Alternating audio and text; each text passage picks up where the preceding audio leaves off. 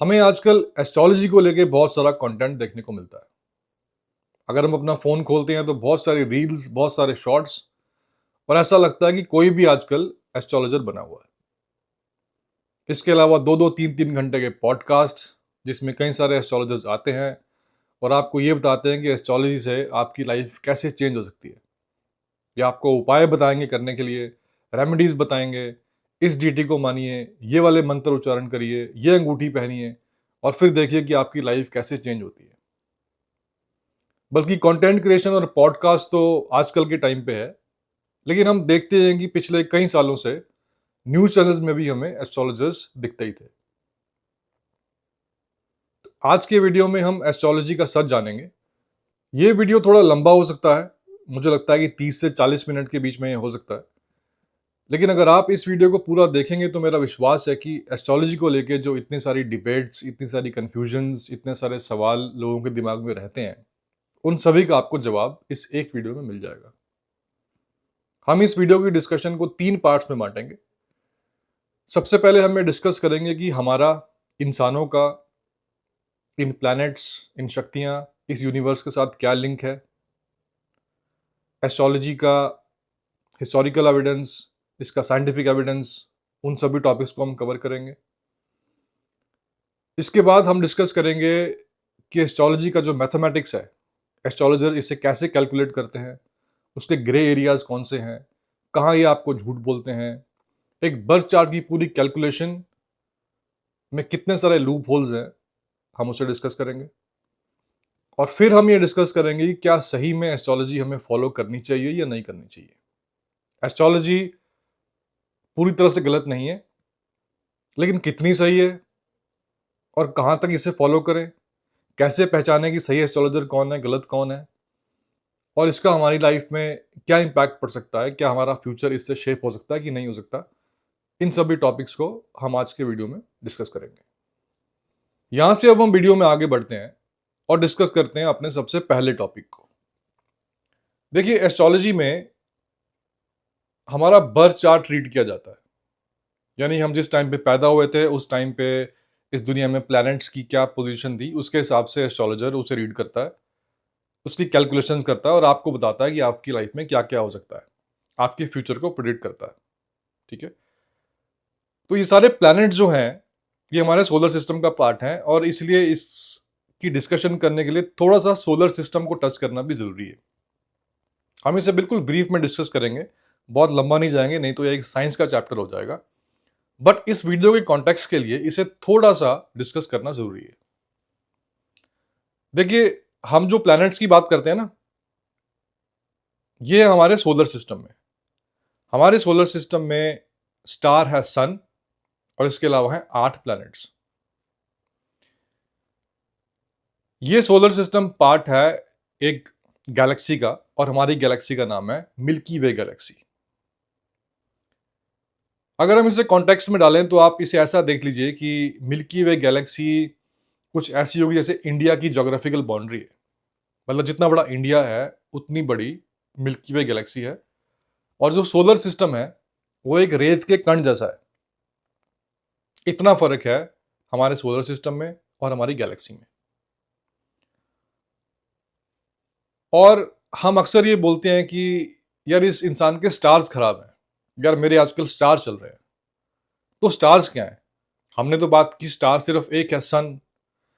लेकिन जब हम रात में ऊपर देखते हैं हमें इतने सारे स्टार्स दिखते हैं, वो हमारे सोलर सिस्टम के बाहर मिल्की वे गैलेक्सी में जो बाकी स्टार्स हैं वो उनका व्यू है।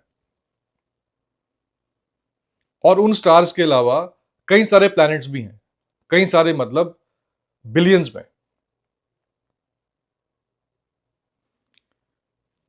तो बोलने का मतलब ये है कि जब हम प्लैनेट्स की बात करते हैं वो सिर्फ एक रेत का कण है एक इंडिया जैसी ज्योग्राफिकल बाउंड्री में जिसका नाम है मिल्की वे गैलेक्सी। और उस गैलेक्सी में हमारे स्टार, सन और उसके अलावा 8 प्लैनेट्स के अलावा कई बिलियंस में और स्टार्स हैं, कई बिलियंस में और प्लैनेट्स हैं। इसके अलावा डस्ट पार्टिकल्स हैं, कॉमेट्स हैं, इसके अलावा एस्टेरॉइड्स हैं, और भी क्या क्या होगा। और ऐसी ऐसी इस यूनिवर्स में ऑलमोस्ट 2 ट्रिलियन के आसपास गैलेक्सीज हैं।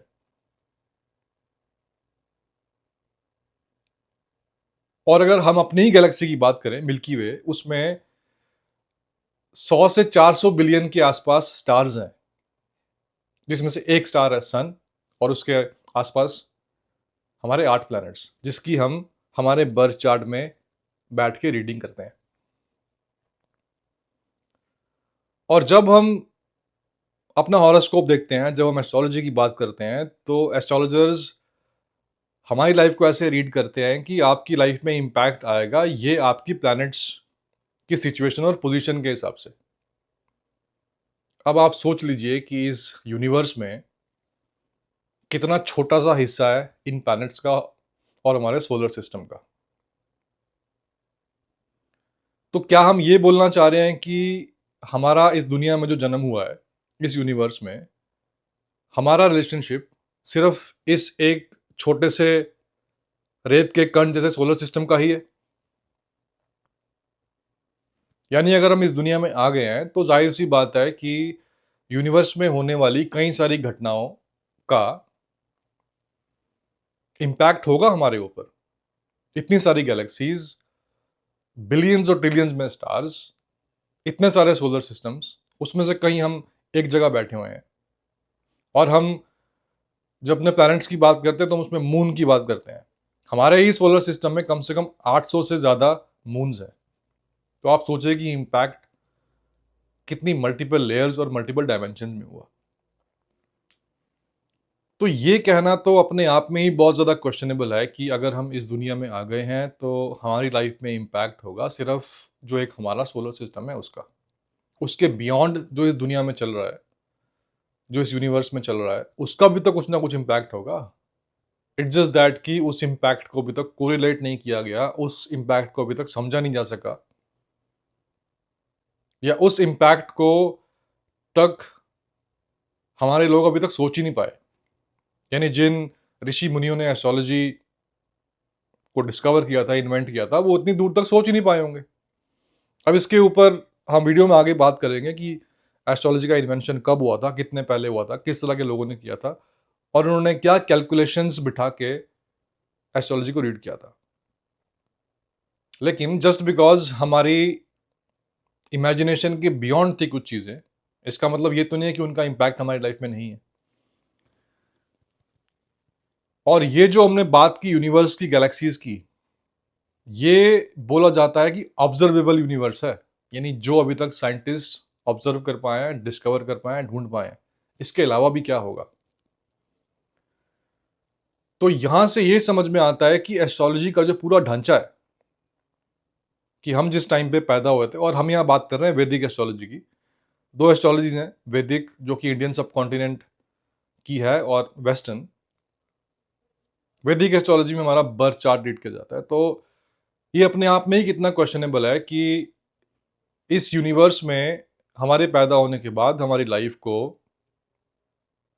की डायरेक्शंस, उसमें क्या होने वाला है, ये देखा जा रहा है एक बर्थ चार्ट से। और उस बर्थ चार्ट में कुछ प्लैनेट्स की मूवमेंट्स हैं जो कि हमारे सोलर सिस्टम का पार्ट है। तो हमारी लाइफ में जो जो कुछ हो सकता है, या जो हमारा पोटेंशियल है ह्यूमन माइंड का, ह्यूमन बॉडी का, आप सोच लीजिए कि उसमें कितनी सारी लेयर्स हैं और वो कितना बड़ा है। तो ये पूरा ढांचा एस्ट्रोलॉजी का अपने आप में ही क्वेश्चनेबल है, और ये कितना सच है इससे आपको यहाँ पे पता चल सकता है। अब यहां से हम आगे बढ़ते हैं वीडियो के दूसरी डिस्कशन में। चलिए ठीक है, एक बारी के लिए मान लेते हैं कि ठीक है, इतनी बिलियंस में गैलेक्सीज हैं, ऑलमोस्ट 2 ट्रिलियन के आसपास हैं, उसमें से एक गैलेक्सी हमारी है, उसमें से कई सारे सोलर सिस्टम्स हैं, स्टार्स हैं, प्लैनेट्स हैं, उसमें से कुछ एक हमारा सोलर सिस्टम है और उसमें हमारे सन है और प्लैनेट्स हैं। लेकिन ठीक है, फिर यहाँ तक बात समझ में आ गई, लेकिन फिर भी इनका भी कुछ इम्पैक्ट तो होगा। अगर हम बहुत दूर ना भी जाएं, सिर्फ अपनी बाउंड्री में ही देखें, तो इनका भी कुछ इम्पैक्ट तो होगा हमारी लाइफ में। देखिए, ये बात तो सही है, कुछ इम्पैक्ट तो होगा ही। अगर आप दोपहर में बाहर धूप में जाएं और बिना कुछ पहने सूरज को देख लें, तो इम्पैक्ट तो है ही सूरज का। तो सूरज का इम्पैक्ट है जो हमें दिखता है, इसके अलावा बाकी प्लैनेट्स का भी कुछ ना कुछ इम्पैक्ट होगा जो हमें दिखता नहीं है। तो इन सारी सेलेस्टियल बॉडीज का, प्लैनेट्स का इम्पैक्ट तो हमारी लाइफ में कुछ ना कुछ है ही, हमारी बॉडी में, हमारी माइंड में। लेकिन वो कितना है और उसे कैसे मेजर किया जाएगा और कैसे उससे हमारा फ्यूचर प्रिडिक्ट होगा, ये है यहां पे बात इंपॉर्टेंट करने वाली। बल्कि जब हम एक बर्थ चार्ट की बात करते हैं और जब हम प्लैनेट्स की बात करते हैं, तो आपको इस बात का पता होगा कि यूरेनस और नेपच्यून का इतना डिस्कशन नहीं होता, क्योंकि जब एस्ट्रोलॉजी बन रही थी उस वक्त ये प्लैनेट्स डिस्कवर ही नहीं हुए थे। इसलिए एस्ट्रोलॉजी की पूरी कैलकुलेशंस में इन दोनों का कोई रेफरेंस ही नहीं आता। अभी आजकल थोड़ा बहुत आना शुरू हुआ है, पर हम जो एस्ट्रोलॉजी की प्रिडिक्शंस करते हैं, कैलकुलेशंस करते हैं, वो एंशियंट टाइम्स से जो बनी हुई आ रही है उनके बेस पे करते हैं। और उस टाइम पे इन दोनों प्लैनेट्स तो थे ही नहीं, मतलब डिस्कवर नहीं हुए थे। तो इसका क्या मतलब हुआ कि इनका इम्पैक्ट नहीं है? इनका भी तो इम्पैक्ट होगा। इसके अलावा प्लूटो जैसे ड्वार्फ प्लैनेट्स, ये भी इसकी कैलकुलेशन में नहीं है। अब यहाँ पे थोड़ा सा इसका हिस्टोरिकल एविडेंस देखते हैं। देखिए, आपको ना बहुत सारे लोग ऐसा बोलेंगे कि एस्ट्रोलॉजी का इन्वेंशन इंडिया में हुआ था।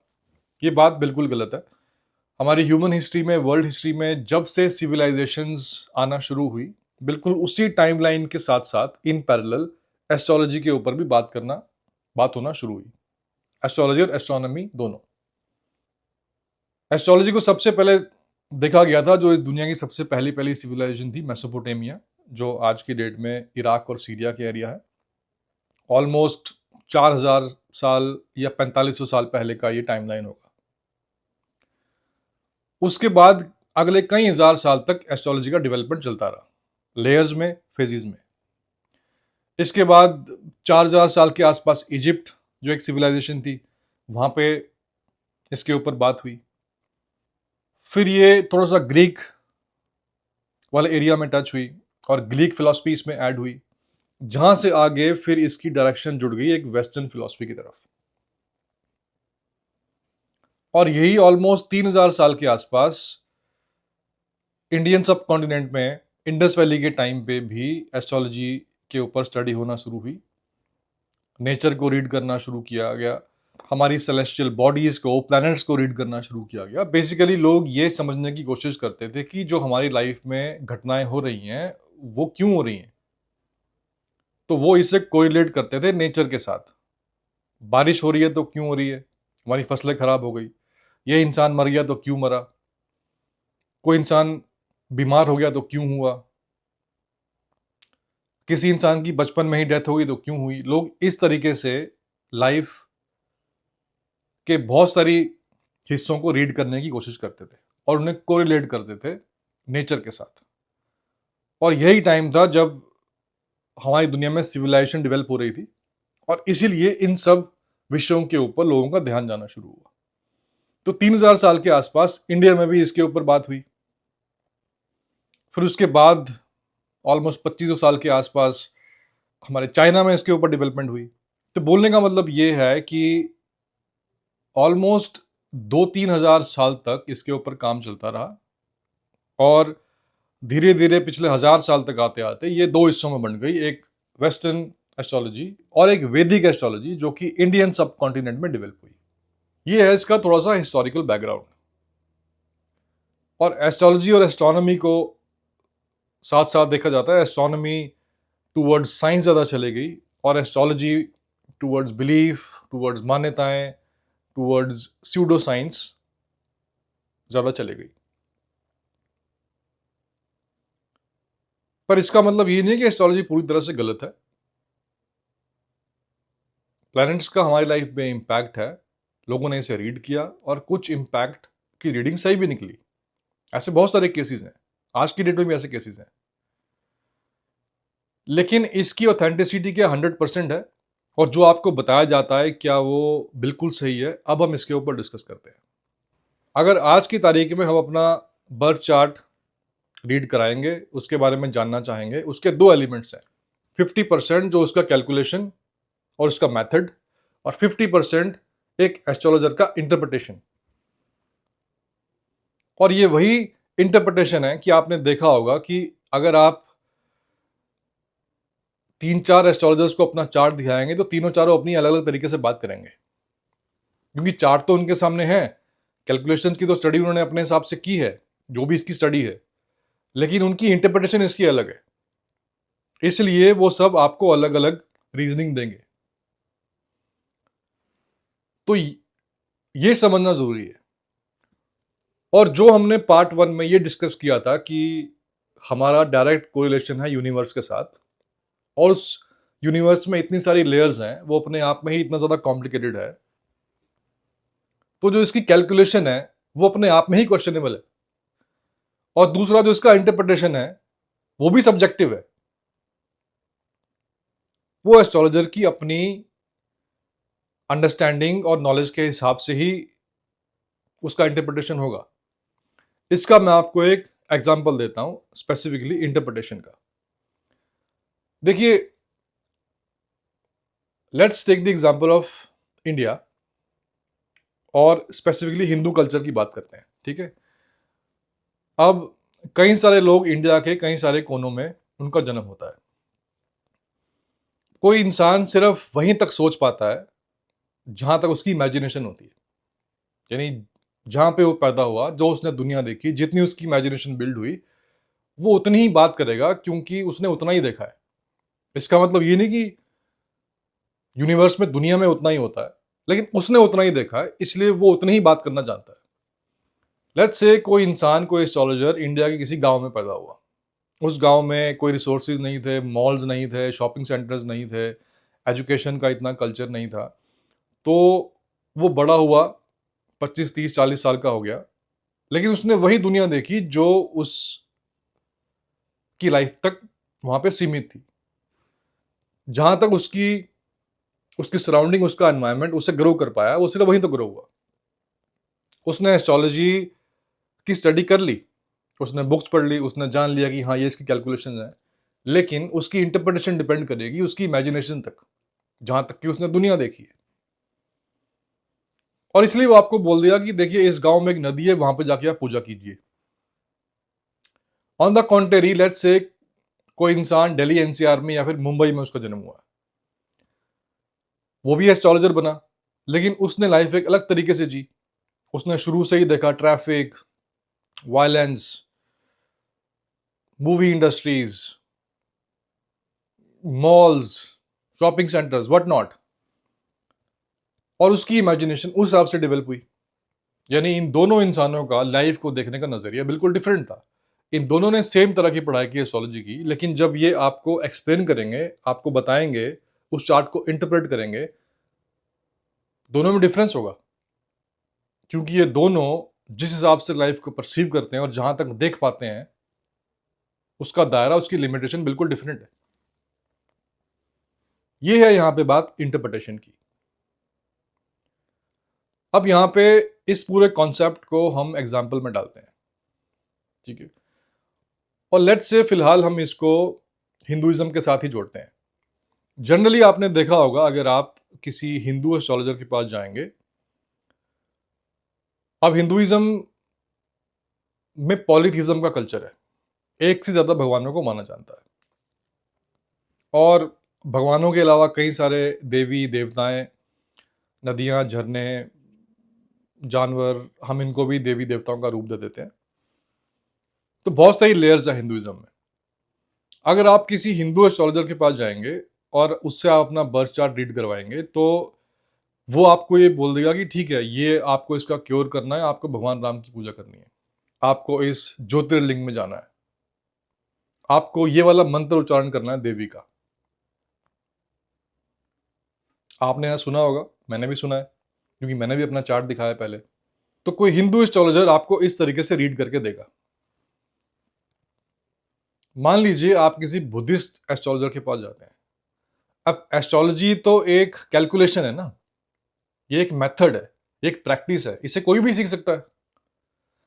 ऐसा तो नहीं है कि सिर्फ हिंदू इंसान ही इसे सीख पाएगा, इसे चाइनीज भी सीख सकता है, इसे कोई अंग्रेज भी सीख सकता है, और इसलिए इससे कोई बुद्धिस्ट भी सीख सकता है। अब मान लेते हैं इस पूरी प्रैक्टिस को, मेथड को एक बुद्धिस्ट इंसान ने सीख लिया जापान में बैठे हुए, और अब आप उससे अपना चार्ट जाके रीड करवाना चाहते हैं, तो क्या वो आपको ये बताएगा कि आप इस देवी की पूजा कीजिए, आप ज्योतिर्लिंग में जाइए, या आप कुछ ऐसी रेमेडी कीजिए जो सिर्फ इंडियन सब कॉन्टिनेंट तक ही सीमित है और हिंदू धर्म तक ही सीमित है? वो आपको ऐसा नहीं बताएगा। क्यों? क्योंकि उसकी इमेजिनेशन, उसका कल्चर, उसका फेथ यहाँ पे डिफरेंट है। क्या इसका मतलब ये हुआ कि जो ऊपर बैठे हुए सेलेस्टियल बॉडीज हैं और जो प्लैनेट्स हैं वो सिर्फ हिंदू लोगों तक ही इंपैक्ट करती हैं, और अगर उनका इंपैक्ट हमें ठीक करना है या क्योर करना है तो उसकी रेमेडीज वही कर सकता है जो कि हिंदू है? क्योंकि उसे हिंदू एस्ट्रोलॉजर ने ये बताया कि आपको ये उपाय करना, ये रेमेडी करनी है। तो ऐसा तो नहीं हो सकता ना रियलिस्टिकली कि हमारे सोलर सिस्टम का इंपैक्ट सिर्फ इंडियन सब कॉन्टिनेंट में है और सिर्फ उनके ऊपर पड़ता है जो कि हिंदू लोग हैं, और जो रेमेडी आपको हिंदू एस्ट्रोलॉजर बता रहा है उस प्लैनेट को मैनेज करने के लिए वही सही है। क्योंकि बुद्धिस्ट तो आपको ऐसी रेमेडी नहीं बताएगा, सिमिलरली कोई चाइनीज भी आपको ऐसी रेमेडी नहीं बताएगा।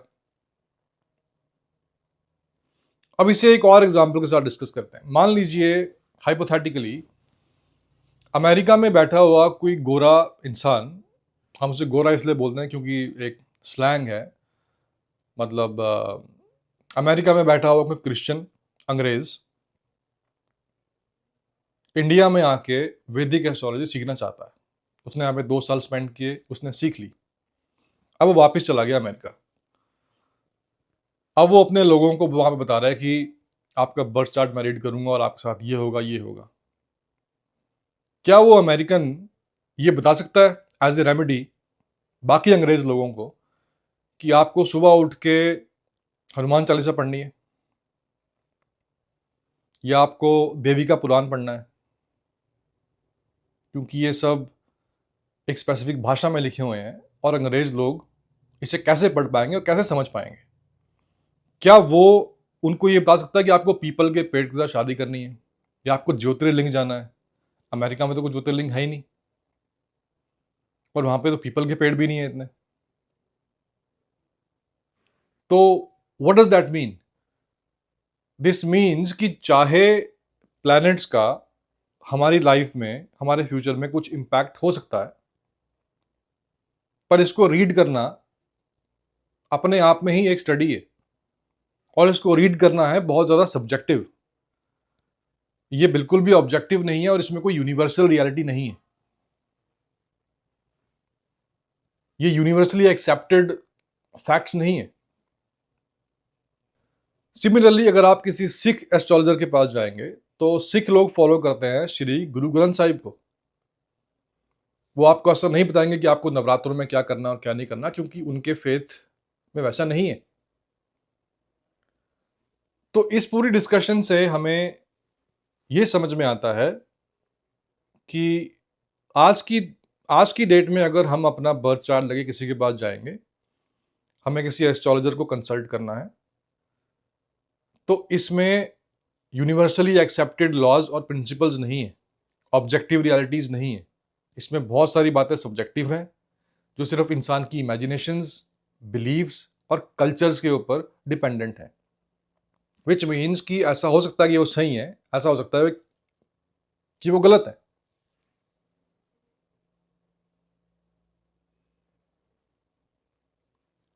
तो अगर इसे कॉन्टेक्स्ट में डालें तो हमने वीडियो की पहली डिस्कशन में ही ये एस्टेब्लिश कर लिया था कि सिर्फ एक छोटे से रेत का कण जैसा सोलर सिस्टम सारी यूनिवर्सल एनर्जीज को जो हमारे ऊपर चलती होंगी, जिनका हमारे ऊपर इंपैक्ट होगा, उन्हें इवेल्युएट, कैलकुलेट और रीड नहीं कर सकता। वो अपने आप में ही क्वेश्चनेबल है। फिर पार्ट 2 में हमने डिस्कस किया कि ठीक है, अगर उस छोटे सोलर सिस्टम का भी कुछ इंपैक्ट होगा तो उसकी भी वो इंपैक्ट भी 50% है, बाकी 50% है उसकी इंटरप्रिटेशन, जो कि एस्ट्रोलॉजर करेगा। और वो इंटरप्रिटेशन भी अपने आप में ही कितनी ज्यादा क्वेश्चनेबल है, सब्जेक्टिव है। अब मैं आपको अपना एग्जांपल देता हूं।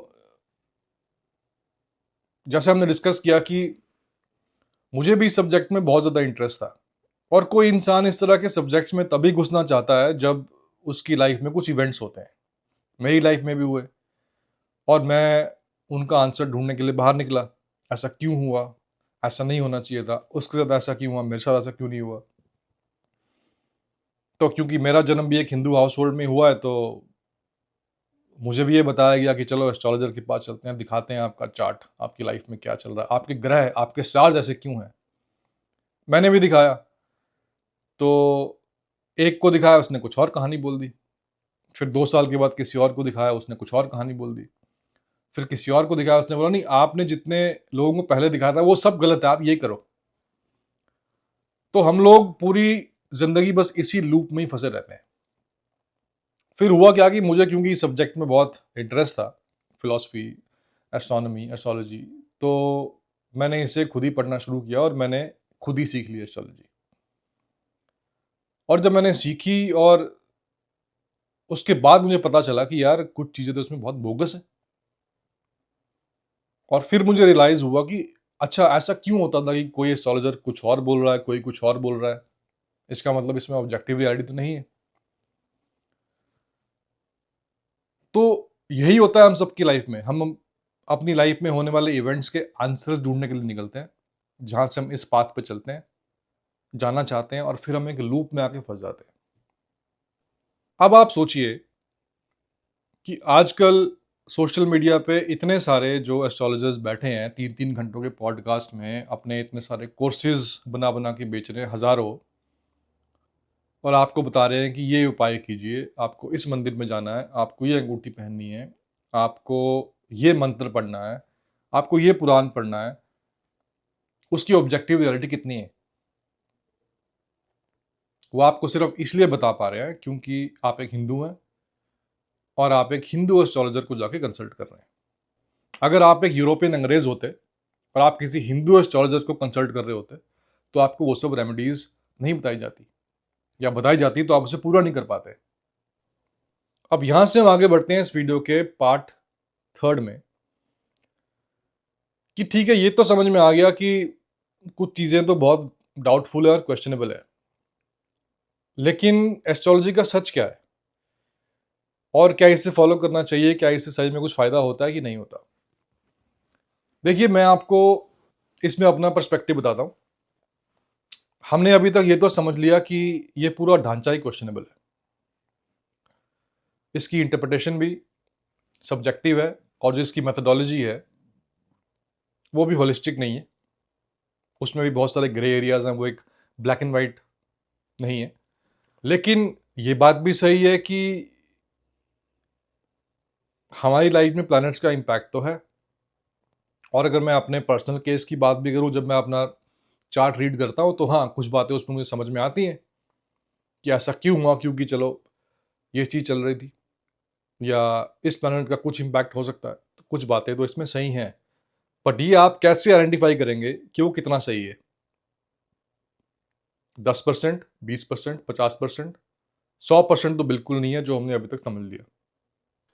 इसको ऐसे समझते हैं कि हमने अपना बर्थ चार्ट रीड किया, अपना हॉरोस्कोप बनवाया, एस्ट्रोलॉजर को कंसल्ट किया, और अपनी लाइफ में क्या होने वाला है उसको समझ लिया। जो आज दिन तक होता है उसका भी हमने कैलकुलेशन बिठा लिया, और जो आगे हो सकता है उससे भी हमने समहाउ समझ लिया। अब इससे होगा क्या? क्या आपकी लाइफ इससे चेंज हो जाएगी? आपने रीड कर लिया और आपको पता भी चल गया कि चलो ये होने वाला है, तो वो तो होने ही वाला है, तो उससे फिर चेंज क्या होगा? तो जब चेंज नहीं होगा तो फिर इसमें पढ़ना ही क्यों? क्यों ये सारा दिन अपने चार्ट्स को रीड करते जाना है और एस्ट्रोलॉजर को दिखाना है और अपना पैसा वेस्ट करना है? क्योंकि चेंज तो कुछ भी नहीं होगा। अब यहाँ पे कुछ लोग आर्गुमेंट देंगे, नहीं देखिए चेंज होता है, एस्ट्रोलॉजर आपको बताएगा कि आप ये रेमेडी कीजिए, ये उपाय, ये अंगूठी, ये पूजा पाठ, तो उससे चेंज होगा। तो फिर यहाँ पे क्वेश्चन वही आ जाता है कि जो आपको रेमेडीज, उपाय, पूजा पाठ बताया जाता है, वो सब्जेक्टिव है। और मान लेते हैं कि आपने कोई रेमेडी की और आपकी लाइफ में कोई चेंज आ भी गया, आपको फर्क पड़ गया, तो इस बात की क्या गारंटी है कि आपने वो रेमेडी की उससे फर्क पड़ा? हो सकता है वैसे ही पड़ना हो। हमारे साथ लाइफ में क्या होना है, ये नेचर ने हमारे साथ पहले से डिसाइड किया हुआ है बहुत हद तक। मैं यहाँ पे नेचर बोलता हूँ क्योंकि मैं भगवान को वैसे नहीं देखता जैसे एक जनरल अंडरस्टैंडिंग है भगवान की, ये पिक्चर, ये शेप, इसलिए मैं नेचर ही बोलता हूँ। तो हमारे साथ जो जो होना है, जब हम इस दुनिया में आ गए, हम इस यूनिवर्स में आ गए, तो नेचर का इसमें इम्पैक्ट तो है, यूनिवर्स का, कॉस्मोस का, जिसकी हमने बात की। तो जो जो होना है वो कहीं ना कहीं होना है। अब इसमें लक और फ्री विल की डिस्कशन आ जाए कि वो एक इंपॉर्टेंट टॉपिक है और वो मैं उसे कवर करना चाहता हूँ किसी और वीडियो में, लेकिन नेचर ने ऑलरेडी हमारे लिए कुछ चीज़ें प्लान की हैं। तो आपको कैसे पता कि आपके साथ वो वैसे नहीं होना था और आपने रेमेडी की इसीलिए हुआ? हो सकता है आपके साथ वो चीज़ वैसे ही होनी हो। आप रेमेडीज करते करते करते करते 3-4 साल होते होते आप उस टाइम पे पहुंच गए और उस टाइम पे आपको नेचर ने वैसे ही वो चीज़ देनी हो। तो आप ये कैसे इवेल्युएट करेंगे कि आपने अंगूठी पहनी या आपने ये वाला हवन करवाया या आप इस मंदिर में गए तो आपके साथ इंपैक्ट आया? ये सोचने वाली बात है। अब यहां पे बात आ जाती है बिलीफ की। ये तो इंसान का बिलीफ होता है। देखिए, बिलीफ तो मैंने अपने बाकी वीडियोस में भी इसके बारे में बात की है। बिलीफ एक बहुत ही सब्जेक्टिव टर्म है। हम तो दुनिया में किसी चीज को देख के भी ये बोल सकते हैं कि हमारा बिलीफ है। तो रेमेडीज से, उपायों से मेरी नजर में कोई फर्क नहीं पड़ता, फर्क पड़ ही नहीं सकता। इतनी बड़ी दुनिया, इतना कॉम्प्लेक्स यूनिवर्स, एक छोटे से आपने ट्यूसडे को मीट नहीं खाया उससे आपकी लाइफ चेंज हो जाएगी, ऐसा कुछ नहीं होने वाला।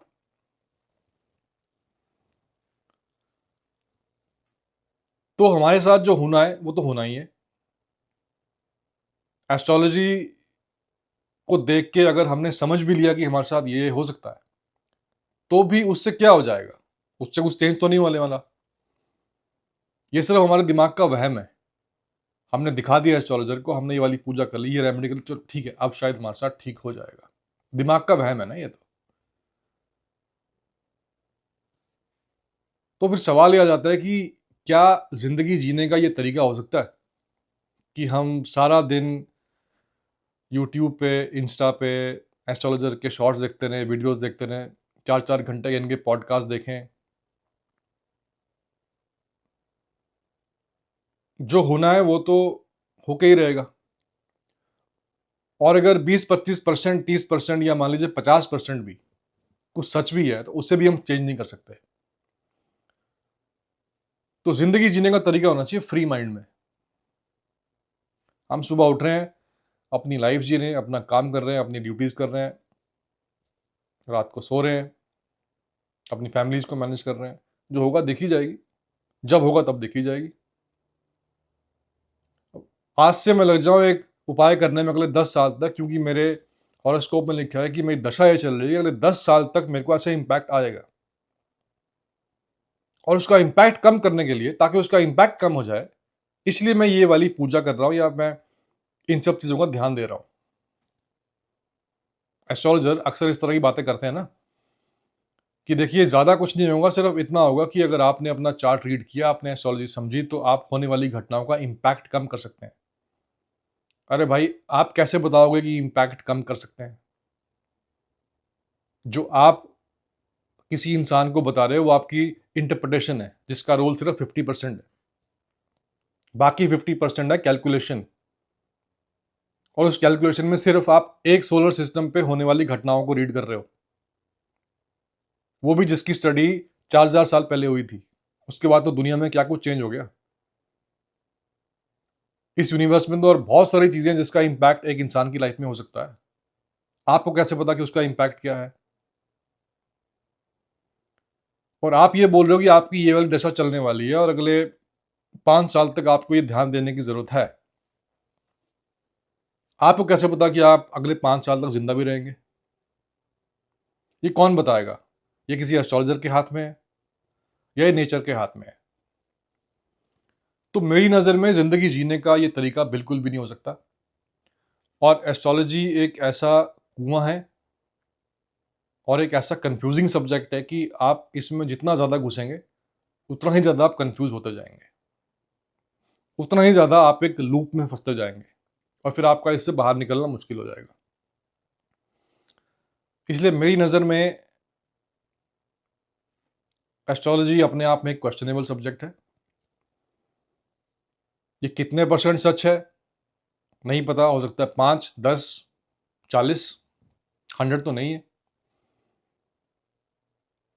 और अगर कुछ होना भी होगा तो वो तो वैसे भी होगा ही। तो क्यों ना हम एक फ्री माइंड में जिए, अपना काम करते चलें और जो होगा उसे देखा जाएगा। अब आप ये सोचिए कि आज की तारीख में आप अपना फ़ोन उठाएंगे तो आपको कितने सारे वीडियोस मिलेंगे एस्ट्रोलॉजी के ऊपर, जहां पे लोग क्या क्या बातें करते हैं।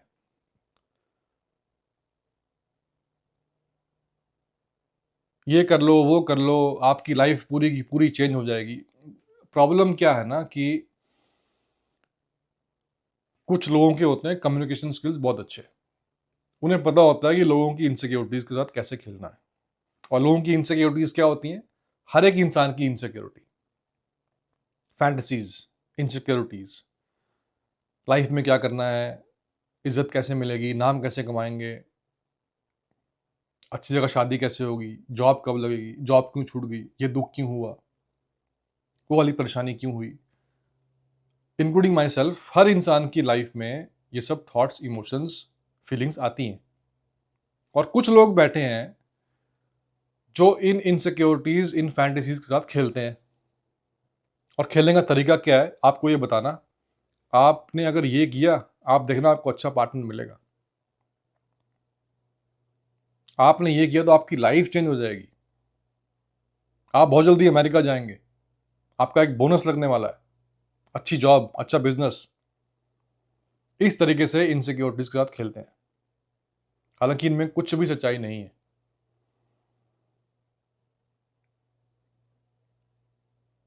अगर सच्चाई होनी होती तो ये बहुत सारे एस्ट्रोलॉजर्स आज की डेट में, इनके पास हर एक चीज होती। और बात यहाँ पे सिर्फ एस्ट्रोलॉजिस्ट पे आगे खत्म नहीं होती, फिर आ जाते हैं न्यूमरोलॉजिस्ट। मतलब आप देखिए एस्ट्रोलॉजी का अपने आप में ही एक कितना एक क्वेश्चनेबल है ये चीज। न्यूमरोलॉजी तो कहीं स्टैंड ही नहीं करती। मतलब मैंने अगर आज अपना नाम चेंज किया या स्पेलिंग चेंज की तो मैं क्या डोनाल्ड ट्रंप बन जाऊंगा या मैं शाहरुख खान बन जाऊंगा? प्रॉब्लम क्या है कि आजकल जमाना है कंटेंट क्रिएशन का। पिछले 8-10 साल से कंटेंट क्रिएशन चल रही है। सभी को कंटेंट बनाने का मन करता है, ठीक है, इसमें कुछ गलत नहीं है, मैं भी तो कंटेंट ही बना रहा हूं। लेकिन कंटेंट क्या बनाया जाए? अब यूट्यूब के एल्गोरिदम को सेटिस्फाई करना है, इंस्टा के एल्गोरिदम को सेटिस्फाई करना है, हर दिन कोई ना कोई वीडियो निकालना है, तो अब उसमें बोले क्या, इतना टॉपिक कहाँ से लाएं, इतना कंटेंट कहाँ से लेके आए? बस यहाँ पे फिर एक गेम चलेगी कंटेंट की। और इस दुनिया में हर एक इंसान डीपर लेवल पे तो लाइफ को ना ही देख सकता है, ना ही उसके बारे में बात कर सकता है।